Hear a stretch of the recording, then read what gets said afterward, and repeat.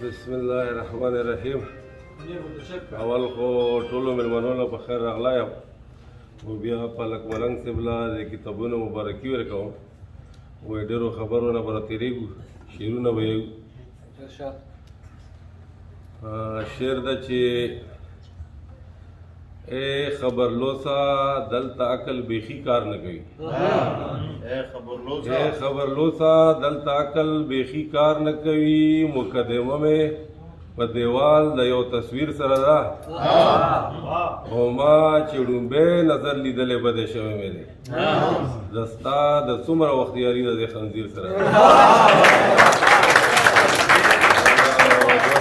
نور دي چې نکونه مګر اوی جنگ نه کوو او مونږ په بېننګو باندې ننګ نه کوو چې د ورورې لاس ورته یو ځل ورکړو بیا ته یې په ټول عمر کې څنګ نه کوو.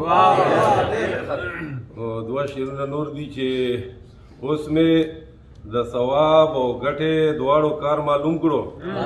اوس به پلاسټک په باران کې خرڅوم او زم که د یوه ماښام سودا پې د کور وشوه زم یو څو شعرونه په دوکان کې خرڅوم. غزل ده چې نظر دې سترګو کې او عقل دې په سر کې نشته. تا څنګه وویل چې ښکلي پېښور کې نشته. او بیا به بېګاله ټوله شپه ځان آینه کې ګوري. نن یې په لاره لیوني نشته، ګودر کې نشته. او شعر ده چې د عجب خان او د ملتان شملې نشوې په سر ګني کمې خو د سرونو پېښور کې نشته. د عجب خان او د ملتان شملې نشوې په سر ګني کمې خو د سرونو په خیبر کې نشته. او بل شعر ده چې ښه چې تورخم د منځه وباسو نو یو ځای به شو. ښه چې تورخم د منځه وباسو نو یو ځای به شو. ښه ګني نور څه اختلاف په لر او بر کې نشته.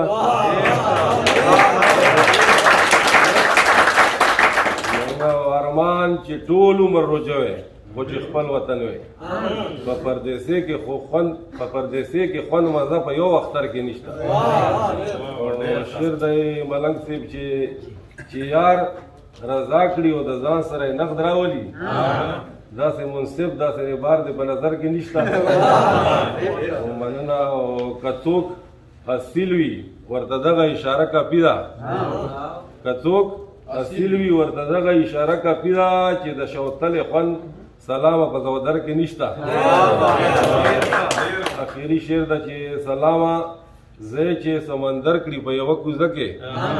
سلامه زه چې سمندر کړي په یوه کوزه کې دا کرامات اوس د دې دور کلندر کې نشته.